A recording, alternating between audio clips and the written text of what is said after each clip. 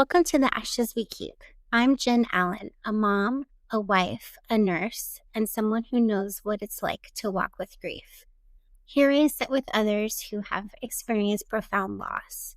We talk about the pain, the healing, and the very messy middle. This space is real, raw, and human. I hope you find some comfort here. Today, I have the pleasure of talking with Paula Thomas. Paula is a human who learns out loud. A longtime student of mental and emotional health, her tools were put to the test when she was unexpectedly widowed. Now, as she builds a new life and business, she shares what she's learning, creating space for others to explore their own journey, discover what tools resonate, and grow through community and connection. Paula, thank you so much for talking with me today. I really appreciate your time, and I'm excited for you to share your story with us today. Yeah, thanks. I really appreciate you having me. That's been one common theme through my grief journey is talking to people and having people say like, wow, it was really great to hear this. So I love that you're creating a space for people to talk and to hear stories. And I think that's hugely helpful and very healing. So yeah, thanks for having me. Absolutely. Thank you. So let's start with hearing a little bit about you and your story and how you got here today. Yeah. Do you want the short version, the medium version, or the long version? Let's just start and see where we go. We have all the time. Okay, I'll aim for medium. So for me, it was about 2 years ago, Memorial Weekend. And it was the Friday before Memorial Weekend. So just to kind of paint a picture, just tell the whole story. I was a software engineer at Amazon and I was on call, which for anybody who isn't familiar with that space, on call is basically you have all of these servers and millions of people, all these things, and you are the one person putting out all the fires and all the problems nobody else could figure out. And you're if anything goes wrong, your phone goes off and you have to go stop putting out this fire, go put out that fire. It's a very involved thing. And but my husband, he was in the Navy, and so they got the 4-day weekend. And so he had the day off. He was just waiting for me to get off work. And I remember he came into my office and he was all life and bubbly. And he was like being very innocent. It's like, hey, honey. And I was like, what? He's like, so my bike's in the shop, but my buddy Melendez really wants to go for a ride with all the guys. Like, do you mind if I take your bike? And it was so cute. And like, I'm terrible at impressions. So like, imagine even more like animated cartoon energy. Like, it was so great. Um, and it was interesting to me, like, cause it sounds like such an innocent question. But there was like so much that went into that question and why he even asked it the way he asked it, because we both, had been riding motorcycles for a couple of years. But he knew that I had like a lot of anxiety and he had anxiety too. And so we both always worried about each other on the roads. And he knew I worried about my bike. I was very particular about my stuff. And so, he asked out of like, obviously respect for me and my property and all of that.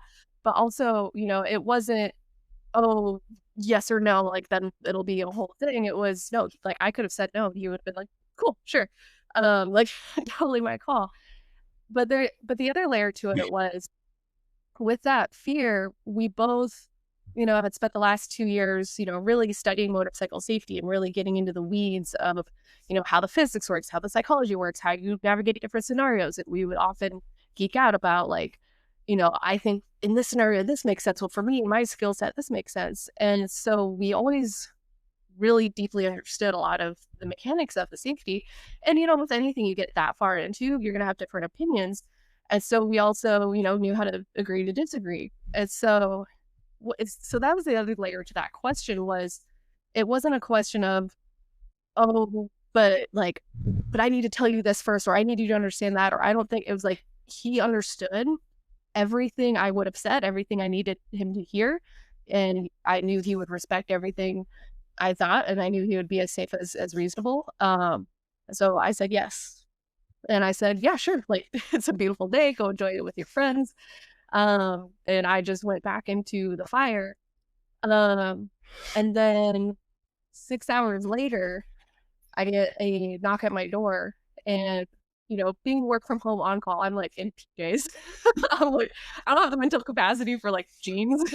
So, I'm showing up to the door, like, I don't even know if I brushed my hair at this point, and I open the door, and there's one of my husband's coworkers in uniform and another coworker who wasn't.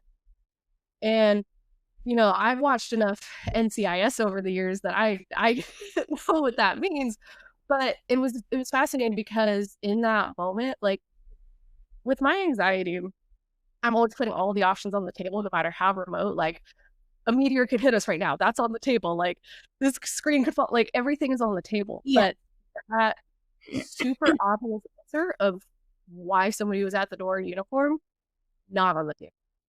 It was in a box, locked up under the table, and so I was like, "Yeah, what's going on?" And they're like, "Yeah, do you mind if we come in?" And that box is rattling, and I'm like, but my brain, my body, everything is like, "No, that option is not on the table." And so I'm thinking, okay, maybe Jeff won an award. Like, he was very humble. He would always, whenever he won something, he would just put it in the glove box and not tell anyone. And then I find it later going, "Wait, you won an award and you didn't tell us?" So maybe he's like, it's Memorial Weekend. Maybe they're having some event or some honors. And so then I'm like, "Yeah, sure, come in. Like, what's going on?" They're like, you mind sitting down?" And again, it's rattling, and I just, nope, nope, not on the table.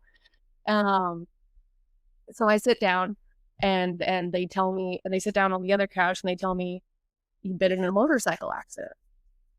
And so my family, we have a huge history of medical issues and going in and out of emergency rooms. So I just grab a pen and paper, and I'm like, okay, which hospital is he in? Who do I need? Like, where do I need to go? I'm thinking of who Yeah. I need to call, who's going to cover my shift. And they said, no, it was instant. He was gone. And, and that was rough. Like, I've had a lot of near death experiences in my family, but something so instant like that, and just no. And it was, yeah, just everything gone in an instant. Like, I didn't realize at the time. I think my husband somehow, like, figured out on just intuitively, but I was, anxiously attached to him, which means that my whole identity and everything was pretty much wrapped around him. And so when that happened, it was not only the grief of losing my partner of 14 years and all of our future plans and all of that, but I lost my identity, my past, my present, my future, just everything just gone. And it was just insane. Like, it was, I'll leave it at that. Let's see where you want to go from here. No, thank you so much for sharing that. I appreciate it. And one of the things I've noticed for myself in this process is that, sharing those stories, or my story, is helpful and painful, like, all, at the same time. And so I appreciate you being willing to share that with us. Yeah, of Um, course. at what point on your grief journey did you decide that you are not going to, allow yourself to be miserable for the rest of your life? Or what did that look like for you? Yeah, that happened pretty much right away. Pretty much as soon as they left and I was on that couch, I just was breaking down. Like, the first instinct I got was I could sense Jeff with me, just terrified and worried about me, because he was always concerned about me, always worried about my well-being. I remember one time when we were dating, I didn't answer my phone for a while, and he flat out left work in the middle of a shift, came all the way over to my house, and came in just in a full panic attack, worried that I was dead. Like, he was so freaked out. And so he was always like, no matter what happened to him, he would always, like, run over and be like, "Are you okay?" And so I could feel that sense. And there was another layer beyond just, "Are you okay?" Because in, my early to mid 20s, I went through some really bad anxiety and depression. Like, the whole can't get out of bed. At one point, I was trapped in my own body and I couldn't move. Just really, really bad. It took years and years to climb out of that. And that's also where I learned a lot of my mental health resources because through a weird glitch in the way the Navy insurance worked out and where we were living at the time, I got cut off from any access to medication or therapy. And so I had to figure it out on my own. And like, I'm very much a fight or flight. The more I was fighting it, the more it was getting worse. And so that fight turned into learn this beast, learn this monster, learn how to attack it, learn how to grow. And he was, with me through all of that. Like, he was my rock and my support, and just was very patient. I remember, I'm going on a bit of a tangent, but I feel like it'll be relevant. I remember one time, when we're in all this and he's trying to figure out resources to help me, he figured out a loophole. Somebody at work told him that there was a marriage counselor. And so he's like, okay, like, that's a counselor, it's a therapist. Let's go to the therapist.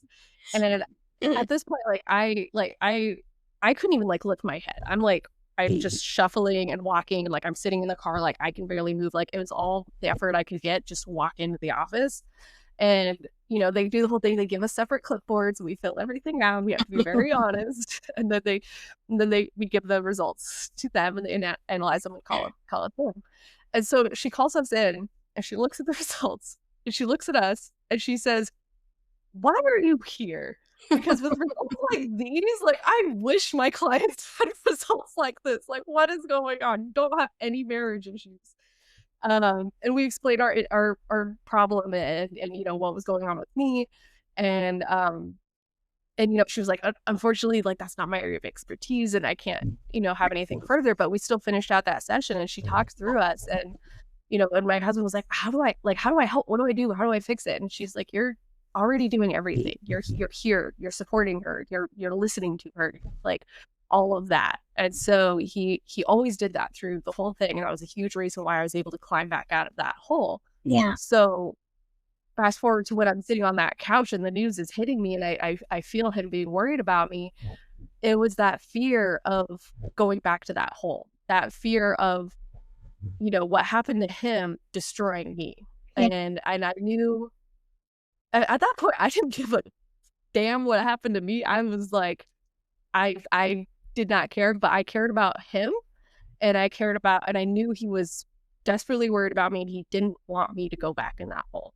So right then and there, I decided, okay, I can't go back in that hole. I can't be self-destructive. I can't go backwards. Like, I can't do anything that I know would jeopardize this path to stay out of that hole, which at this point I had a lot of resources and knowledge. And so I was like, Yeah. so there was so many conversations in my head where I'd be like, oh, I really want to just do this thing that I know is just not healthy. And I could hear Jeff saying, that's not the right answer. Fine, okay. So that kind of put me on the path of going through the motions and choosing to heal and live for him, because it was, for him and not for me. And that was Yeah. huge through those early days. Yeah. I've noticed, talking to a lot of people who have lost someone very, very close to them, that, like, I'm noticing a trend where it seems like that realization or that decision is being made very early on in the process for them. Um, and I wonder, like, I see this as a choice. I feel like healing is a choice that we make or don't make, and I think that's where a lot of us get stuck. Um, Yeah. and And so that's I appreciate you talking about that. Yeah, and that's absolutely something I repeat to myself all the time as I was going through it, as I was like not wanting to or struggling with it. Was there's a Native American saying, I forget which group, but they basically say, we have two wolves inside of us. We have like the light wolf and the dark wolf, and the one that grows is the one we feed. And so as I'm going through this and making, even those micro decisions of, do I stay on the couch or do I get off the couch? Like, all these little decisions, it was, which wolf am I feeding? Which wolf am I giving to when I do this? And so every now and then, I gave myself grace. I gave a little bit to the dark wolf, Yeah. but every choice I was very mindful of, which wolf am I feeding? I'm gonna keep feeding this one. They're both gonna exist. They're not gonna go away. Like, to the point where I have a 3D printing business, but so I 3D print things. So I actually have a dark wolf and a white wolf Aw, that I I have on love my desk that. to remind me. That's very cool. Yep. So, yes, like you said, those choices are very intentional, and I knew that every choice I made would have a profound impact. Especially like, one more thought on this was, I learned somewhere along the way that when you experience trauma, it opens up what's called critical paths in your brain. So as an adult, we usually, kind of stop learning a little bit. Like we kind of close off a little bit from when we were kids. But when you experience trauma, that opens back up, and we start learning like when we were kids. We start absorbing everything. So any choice we make while we're in that critical path will be very hard to unlearn later. So we're going to learn it super fast, and once that door closes, it's going to be a battle to unlearn it. And Yeah. I'd already gone through battles of unlearning ingrained things. And so that was another layer of every choice I make while I'm in this window will have a profound impact on how I walk out of this window. So, yeah. That makes sense. How would you compare your grief now to like very early on? Yeah, I'm in a very different place now. It's wild because a lot of people, I hear it all the time from my family and from a lot of people in grief where it's like, I feel like it happened yesterday. Like I feel like it's right there. And to some extent, like a lot of that is still really visceral. But for me, since I chose this path of healing and of changing and of growing and of learning, there's a certain process where your brain just kind of rewrites itself over and over, because your brain rewrites itself when you go through the trauma. It rewrites again when you heal. It rewrites when you learn a new thing and heal again. Like it's this whole fascinating process, and I've had so many changes since then, of like life changes and new members of my household and all of this stuff. And so I feel like it's been 20 years, not two. Yeah. So it's like I feel like I've healed through a lot of it. So, so I'm comfortable talking about it. I'm comfortable thinking about it. Like, you know, the way I was able to tell the initial story, I didn't break down in tears, but I still have that like fight or flight adrenaline response. Yeah. So it's still there, but to me right now, it doesn't hurt like it used to. Like everything feels solid and calm and peaceful. Like it's it's wild to admit that it doesn't hurt, especially because when it first happened, I just accepted the fact that I was going to be in pain for the rest of my life. Like that was just my new normal, and that was my normal for like the first year and a half. So it's so bizarre to me to even admit that, I'm having this conversation and talking about it, and I'm not in a state of pain. I'm in a state of contentment and of thinking about him and of feeling close to, these memories and these stories, and appreciating this opportunity to talk about it and reconnect with it. So yeah, it's wildly different from when it first happened. Yeah. And I imagine it'll probably change more as I go. I'm sure. What are some things that you found, especially early on your journey, that really helped you? And then if you could also share some things that you, I don't know, maybe wish people didn't say or people didn't do, or that just sort of hindered your healing process.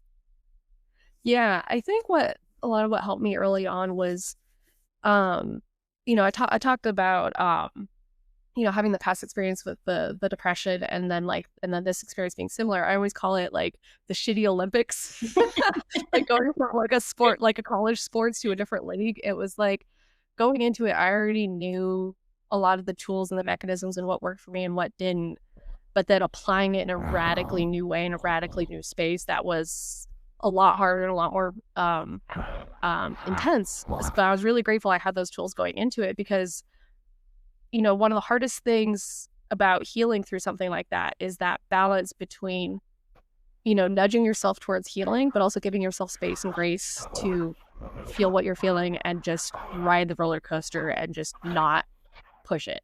And that's a really hard balance to get.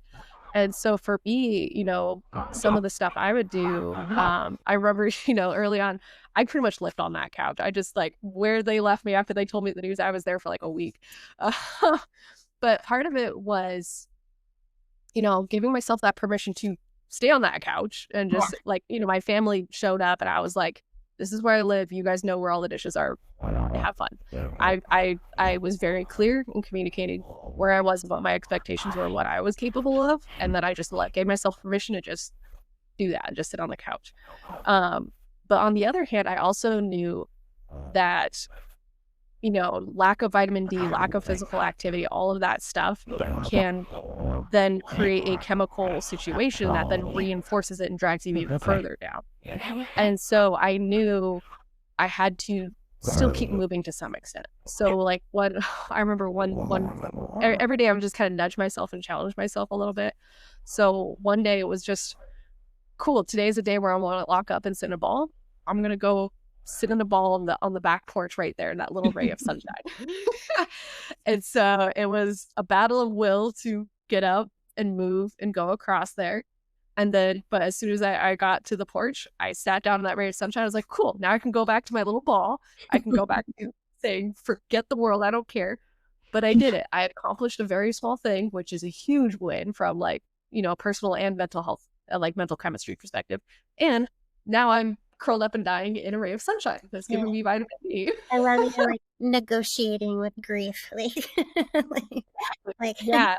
I'll give you this. And you Yeah. have this, but I'm gonna take this.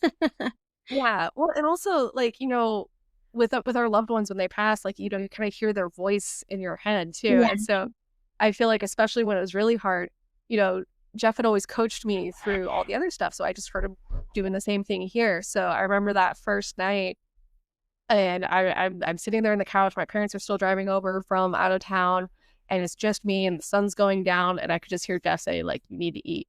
And I was like, I have no food in the house. I'm not getting off this couch. I'm not going to eat. He's like, you need to eat. And so luckily I had, what was it? The Pizza Hut app. I had a quick favorite saved. So I was able to just 2 buttons, open the app, quick favorite, order, done. I was like, cool, that's all I have the energy for. And luckily I'm so grateful that, I'm obviously not grateful that COVID happened, but I'm grateful for some of the things like hands-free delivery. I was like, I'm not talking to a human right now. Right. So I did the hands-free delivery.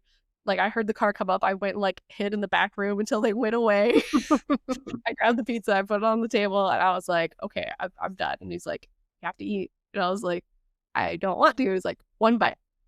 And I was like, okay, fine. I did 1 bite. He's like, okay, 1 more. I was like, okay, I did 2 bites. I'm done. He's like, okay, that's a win. You did 2 bites. You accomplished what you needed to do. I'm okay with that. And so, yeah, it was those little things like that negotiation of pushing myself to do what I knew I needed to do, but then giving myself the grace to only 2 bites. That's enough. That's an accomplishment. That's something. And so, yeah, so it was part of the negotiation came from me, and part of it came from that voice from him of like, better. Yeah. And wanting to honor him and listen to him and be closer to him. So, yeah, so I forget it. So that was the first part of the question. What kind of things were not helpful, or do you wish maybe people did or said things that were unhelpful, or things that maybe you wish you could have done a little differently? Yeah, it's funny because when it first happened, there were a lot of things that were very much like, oh my gosh, why? But then over time, I've started to understand what they were doing and why. And now I'm like, okay, now it makes sense. And now I have a hard time remembering what the bad things were, because now it makes sense. So but I do remember, we talked about this a lot in my book club, and you get a lot of people, like, one common story I hear a lot is when somebody is going through grief, and we hear like, oh, my cat died, I know what you feel. It's like, Yes.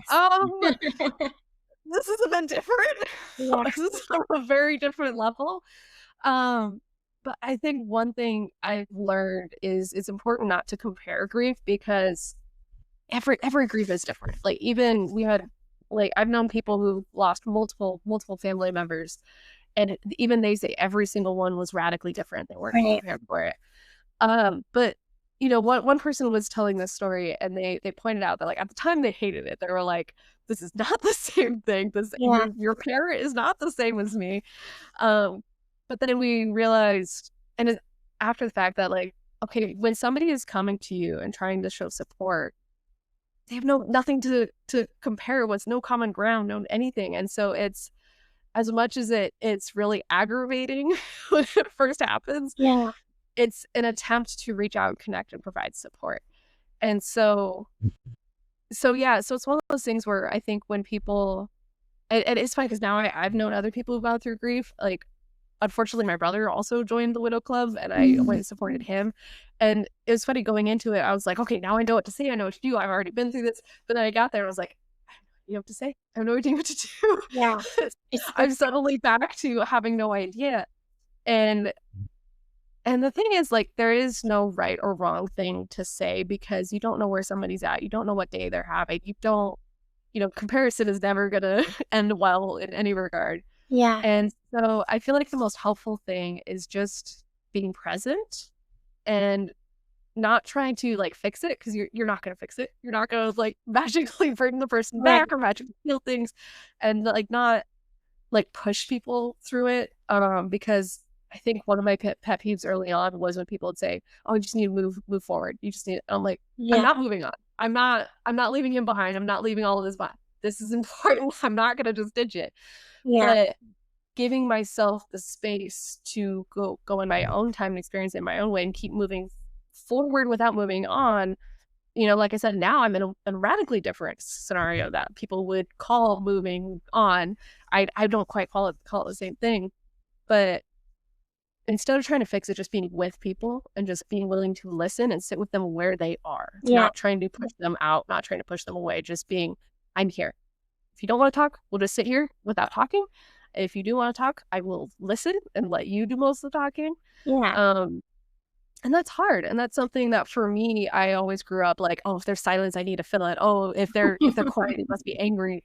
Right. But I've learned that silence is great. And actually there was a study where they talk about the there's a lot of mental health benefits that come from being around other humans. Mhm. Like we release all sorts of chemicals. It's a really good workout for the brain. It really is like going to the gym for our brain, and it's Yeah. really, really but they found you can actually get, I think it was, and somebody feel free to correct me if I'm wrong and put it in the comments, but I think it was like something like 75 or 80% of the benefits come from just being in the room with someone, Yeah. like not saying anything, not doing anything, just sitting in the room.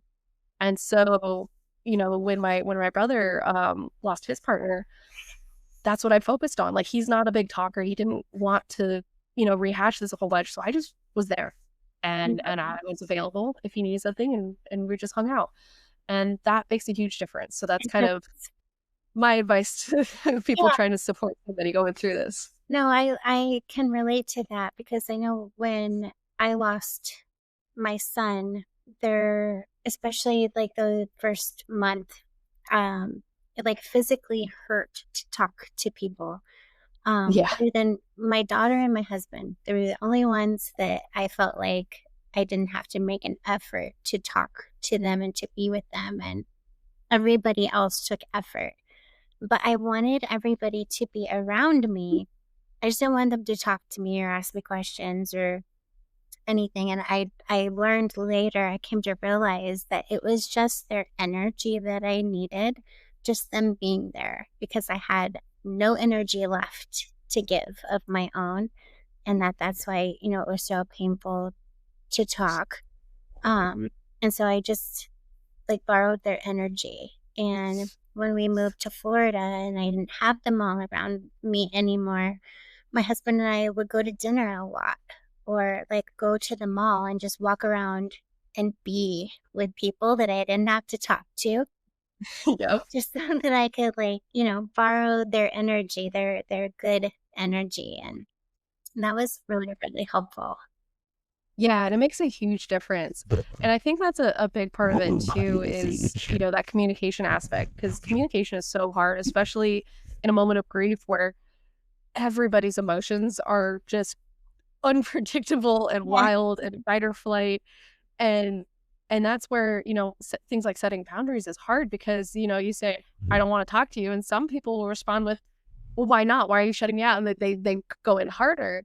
And I feel like that's a big part of it is being able to communicate in a way to say, I don't want to talk to you, but can you sit next to me? Yeah. And like that that, one acknowledges what you need, but it also invites them to help, because when people are being pushy like that, it's because they want to help. And so the best way to get people to leave you alone is to give them a way to help, Right. even if that's Thing to just do. sit there and shut up. Yeah. And that would be, and then, and another, thing that I is kind of my mantra lately is don't keep gratitude a secret. So Mm, when people are doing things that are helpful, tell them. yeah. Because if you don't tell them, they're gonna stop doing it. They're gonna think that they're doing something wrong. They're gonna like walk away and leave you because they think they're bugging you. And you're like, wait, why are you leaving? You're actually helping. But if you don't tell them that they're helping, they won't keep doing it because they don't have feedback. So, and that's all hard to remember when you're in that roller coaster. Yeah. Like I know all my family walked in the door. I was like, I'm living here. You guys do that. I Yeah. just You're you're not wrong. Yeah. I remember people would ask me like, "What can I do?" And I was like, "Can you fucking bring my son back? Because that's all I want anybody to do right now." I mean, yeah, I was, I think, lucky that I was able to like not lash out like that. But yeah, in my head, I'm like exploding on the inside. Like, stop talking to me. Stop asking me questions. Like, what do you think I need? Like, yeah. so it's hard. It's like everything is broken in your brain. It seems like in those very early days, like communication and memory and function, Yeah. just hard. Yeah, it's like everything is on fire. Like I know for me, it was like I felt like my soul was ripped out. My brain was like in a full tailspin. Like nothing, I didn't know up or down or left or right. Like nothing was there, and that's where it was all, that rote habit, and then like the coaching from Jeff, and that's something where I think it's important. A lot of people think about like mental health skills as like, oh, I'm in a really healthy place. I'm really happy. I don't need any of this. But when you don't put those skills into place, then when things do go wrong, you don't have them. You don't have the tools or the way to communicate it. Um, and yeah, it's wild. And it's I had another thought in a different direction, but I'll leave it with this. Do you have any things that you still do that help you like keep Jeff a part of your life? Yeah. Yeah, all sorts of stuff. So, for one, I have the necklace that's my so it's got his ring, but it's also got my ring, like fits right inside of it. Nice. That's so um yeah, so it kind of reminds me, it keeps him present, it reminds me of him. Um and it reminds me of, not only like the love and the experience and everything we had, but also like how far I've come to make sure that I've taken something beautiful out of this and not just the pain. Because that's one of those things where, with pain. I actually was just watching Ironheart, and they talk about grief, and a lot of shows talk about grief lately. um and one of the big instincts a lot of people have is to numb pain and put it away and shove it in a box. Um but for me, I knew that I I knew I had a lot of really, really good memories with Jeff and really good experiences. And like you said, you're like, can you just like bring my son back? That was me. I was like, I want Jeff back. And like I want I watched enough sci-fi movies about multiverses and time travel that I'm like, okay, there's not a way to bring him back. But I knew I still had those memories. I still had his presence. I still had like him in his house. Like even everything in the house was like a reminder of him. Like, the boots under the table, the half folded laundry. And, instinctively it's like, okay, that stuff hurts and it's like tempting to block it out, to numb it, to not look at it. But for me, I knew that that was also my connection to him and my connection to his memory, my connection to all of that. And so wanting him back was going after those memories and pulling those in. So something like, the boots under the table, it's like, um that was really hard because, it constantly reminded me of him sitting on the couch, taking off his boots at the end of the day and just neatly tucking them away. Um, but I also knew that he wouldn't want me to turn the house into a museum and just leave everything there. He would be so mad. He'd be like, "Why did you do this? Put this shit away. It doesn't need to be there." Um, so I knew I needed to move it, and I didn't want to move it, but I still wanted that connection to those memories. And so I remember I took some advice from Marie Kondo, which for anyone watching who doesn't know Marie Kondo, she's a like an organization expert. She goes through and helps people declutter. She helps people get rid of stuff they don't need. And one of the ways she helps people work through the emotional process of letting things go is she says, you take the object and you hold it to your heart and you think about like all the service it's done, all the experiences you've had with it, all the good things it's done for you, and you say thank you, and then you let it go. And for me, I wasn't like getting rid of the stuff yet. I was definitely not at that stage. I Yeah. was just moving it from one spot to another. But that was so hard because it was breaking that connection with his last moments with these things. Um, but like I said, I had him in the back of my head going, no, no, no, you need to move this. And so like I would reach for an object, like in this case, the boots. And it was so hard because it was like so painful. It was like pushing against a wind of like, I don't want to, like the closer I get, the more it hurts. But I pushed through that and I trusted it, and I would hold the boots close, and then I would reflect on those memories. And like once I was holding them, like it was like to my heart, it was like I could see him coming home from work at the end of the day. I could see him getting ready in the morning. I could see him like walking around and doing stuff in his uniform, and all those memories kind of like flooded into me, and like just it felt like it was a direct connection to my heart and just sitting in those. And so then yeah, there was a lot of pain, but now there was beauty and joy and him, like it was him closer to me. I got him back for like a brief moment, and it was beautiful. And so by the time all of that settled, it was like, okay, his boots are back to a normal pair of boots. They've lost their magical power. So I'd put those away, but I still had all of that beauty in my heart. And so that was kind of my ritual, going through the house item by item. And nowadays, 2 years later, like so much has changed in the house. It's especially when I got a puppy. I got a mouthful puppy. I was like, I've never had a puppy before. Let's go to the hardest puppy you can get. She completely reconfigured my entire downstairs. Yeah.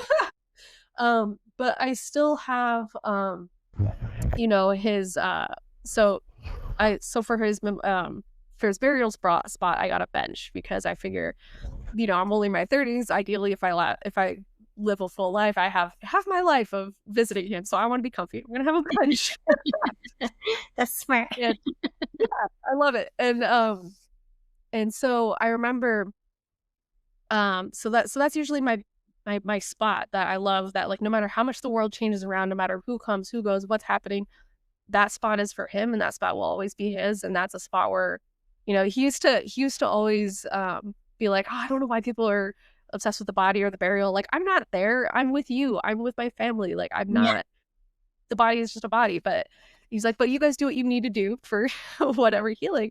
And so for me, it's like that's his space. That like regardless what happens. So that's one of those things where you asked what things I do to stay connected with him. And it's funny because his I always call it fitiversary. So when when somebody passes, like I remember I was talking to my grief counselor, and it's hard to talk about it because you're like, okay, do I call it a death anniversary? That kind of makes it too grim and focuses on all the bad stuff. But Yeah. calling it an anniversary kind of ignores it and glosses over it. So I was thinking about this and and I was like, I'm gonna call it a finiversary, because to my mind, you have a beautiful movie, very artistic, very like has a lesson and a moral, and at the end they use fin, which is usually an indicator that it was a really good movie. And the thing about when a movie is over is like, even though that movie is over, that story is told, you can go back and rewatch it. You can go back and relearn it. Like if you've ever seen like one of those movies with all those layers of depth to it, every time you watch it, you learn something new, or like, you're in a different part of life. Like if you've ever come back and watched a Disney movie as an adult, it's a completely different movie when you watch it through that frame. Yeah. So that's where, the day Jeff passed, I refer to it as a finiversary, because that's when, I go and I visit that bench and I reflect on his movie, and I reflect on those memories, and I reflect on his story, and I just, bring myself closer to him. And so that's one of my rituals every year for making sure he's still close in my heart. So yeah. Nice. I appreciate that. I like that you came up with your own name for the anniversary also. That's something that is, yeah, it's weird for us. Like, anniversary is something that you celebrate. Yeah, and I was like, Really I'm not celebrate. celebrating. Like, It's strange.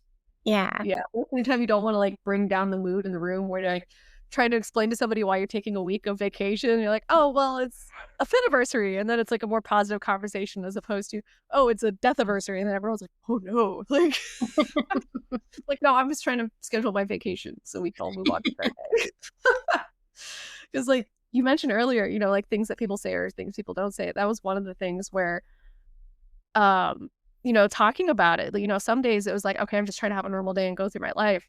And something would come up and everybody's on eggshells. Everybody's like, Yeah. Roxanne, not saying it's like, it's fine. Like, just if I need to talk, listen. If I don't need to talk, be a normal human. Just it's so weird having to manage everybody else because they don't know how to react. Yeah. Um, and It's a so it's a weird yeah, experience, and, like, one of the things that I've learned is, like, to talk to people about stuff like that when it happens and, like, explain to them, like, "You're not hurting me.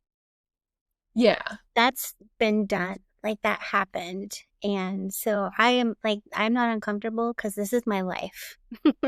Yeah, like, this is my normal, like, it's that was the hard thing to explain to people is like, "Yeah, my normal is such a high level of pain, like, this weird little thing that you're worried about doesn't even register on my scale right Right? now." Yeah, yeah. I know, I sort of developed, like, this "you can't hurt me" attitude, I've Yeah, experienced the worst thing in my mind that I could possibly experience, and so, like, come at me. Like, what like, what is exactly. this is Yeah, I feel this stuff's oh, not go ahead. stress. Death is stress. Yeah, it's like it's such an interesting, superpower because I think that's one thing that, really enabled me to take on this entrepreneurship journey because before it was like, "Oh, I'm worried about starting a business. I'm scared of this. Like, what about change? What about that? It's so stressful."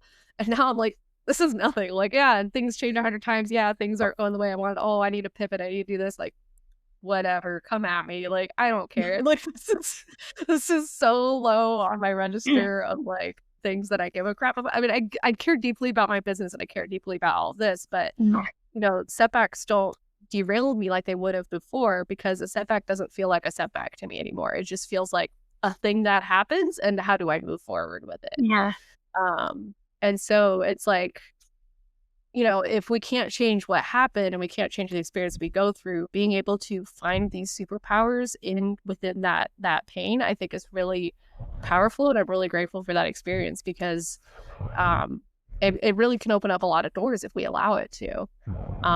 So I'm excited to see where my business goes. yeah.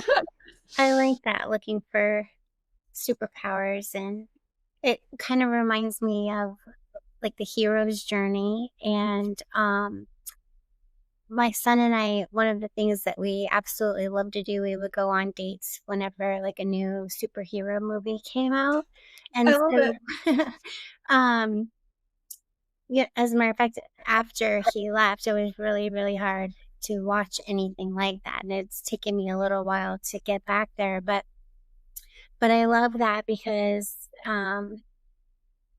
that's how superheroes are made, through trauma. Not that I wanna be a superhero. Yeah. I didn't ask for those powers. But it's a fun, different way to look at the things that we go through because this is the human experience, and it doesn't matter, what we think we're in control of. We're all gonna lose somebody that is really close to us because none of us are gonna make it out of this alive. Yeah. Like, that's just the human experience. So I love to try to find fun, different ways to look at what I'm going through. So I appreciate that. Yeah, exactly. I was amazed by how much like my love of science fiction and fantasy like helped me through this. Because like we said, like I watched like all the Marvel movies. I was like a big Doctor Who fan. And like I remember one of the first things I mentioned earlier was, you know, it happened and my brain's going, and how do I fix it? How do I bring him back? How do I, but I'd watched so many movies that went through those scenarios of like, this bad guy tried to do it this way, this bad guy tried to do it that way, and every single way backfired or went wrong. Like even Doctor Who, it was like, okay, we went back and someone tried to save their dad, but then it ripped a hole in the universe and all this other stuff happened. Yeah. And so it eliminated that, but then also, like you said, having these characters and having these lived experiences, like one movie I kept going back to as I was going through this was Captain Marvel, because even in that opening sequence, that's a lot of her arc is just get back up, just get back up, like no matter what it is, just get back up. And so I would tell myself that I'm like, I'm in the dirt. I feel like I don't want to move. I don't want to do anything. I just want to stay there. And I would just remind myself, no, just get back up. Like doesn't matter what you do next, just so long as you can, as long as you stand up, you did it, you accomplished it. Um, or like another geeky reference I love to think about all the time is Doctor Who, because that's a character where they go through so many what do they call it, regenerations. So like for anybody who hasn't seen Doctor Who, it's like this time traveling alien humanoid who's really really smart, but when he dies he regenerates as like a new person, and he gets a whole new face, a whole new body, a whole new personality. He likes different foods, he has a different, everything is different, but he's still the same person. Like at his core, he's still Doctor Who. He's still really smart. They still have the same values and ethics. They just, everything else has changed. And so for me, going through this grief process and completely rewriting my whole identity is that thing of, I feel like I'm on my new regeneration. Like who I am today is radically, like not radically different, but very different from who I was before that, because of that process of completely tearing down and rebuilding, and the way it rewires everything, and just the way I've learned through it, and all of that. And so that's also where like this necklace kind of reminds me of what I kind of think of as that past life and that past me and that past world, but it's still me. Like it's still me at the end of the day. Those experiences are still mine. That connection to him, that love, those people in my life are still there. And now I'm exploring a new version of myself and seeing where it goes.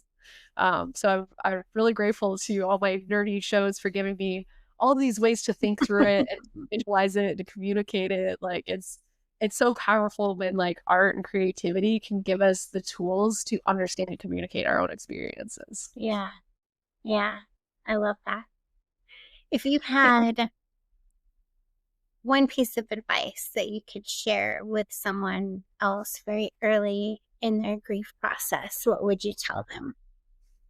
I would tell them, definitely give yourself permission to feel what you need to feel, and like try not to get swept away in it, but don't ignore it either. Just allow that roller coaster to come and go and trust that you'll get through it, and trust that, don't try to predict it or control it. Yeah. And just hang in there, and just, you don't have to do everything. You don't have to fix everything. You don't have to be magically better, but just, try to do something, like just keep moving forward in some way, in just very small ways. And then just, cool, I did it. Like give yourself permission to just feel what you need to feel. Yeah. So that's what I thought. Nice. And then, if you could teach somebody who's never experienced profound loss before one thing about grief, what's one thing you wish they knew? Oh, wow. I was thinking about this a long time ago. Now I can't remember my answer on this. So it's one thing that I wish somebody who didn't have grief knew. I think one part of it is just understanding that it's not going to be anything that you can explain, but that doesn't mean you can't connect. And it doesn't mean you have to connect on that exact level. Like I said earlier, you just have to be present. And gosh, my brain is going in like 4 different directions. I'm like, brain pick one. But yeah, for people who haven't experienced it, I think, yeah, that but also understanding that, the process of that the brain goes through with grief is very unpredictable, and people are going to explode. Emotions are going to go high one minute somebody's gonna be like, I'm totally fine, you could talk about this. The next minute they're gonna be like, oh my God, why did you say the word ramen? Like, it's gonna be wild. And just trusting that, not taking it personal and just trusting that it's part of the process and being willing to let them back in when that part of the roller coaster fades, and just welcome them back and just keep going forward, because people don't have control over those emotions at that time. It's just understanding that and just being willing to be flexible with it, I think, is huge. Yeah, I think that's important, learning to show each other a little bit of grace, especially during those extra hard times. Yeah, makes a huge difference. Yeah. Well, do you have anything else you would like our listeners to know? And then do you have like if they want to know more about Paula, or if they want to follow you or learn more about your business, how can they connect with you? Yeah, so for me, I'm always like still learning and applying and sharing all these things. So these days, I'm gonna start writing articles on LinkedIn. So just various topics. Some of them are going to be, just purely like day to day stuff. Some of it I might start touching on grief a little bit. But that's kind of my invitation for people to connect and share their stories, or learn which tools work and which tools don't. So I invite people to connect with me on LinkedIn. Um, that's LinkedIn/IN/Paula-Thomas. And yeah, I encourage folks to just continue the conversation and continue learning what works for you and what doesn't. And we can all kind of learn together. Perfect. Thank you. Thank you Thanks. guys so much for listening in today. I appreciate your time, and I hope you were able to connect with Paula's story and feel a little bit less alone on your grief journey today. Please don't forget to like, share, and subscribe to the channel, especially if you know somebody else who is going through the grief process and you think that this might help them. All right. Thanks, guys. Have a great rest of your day.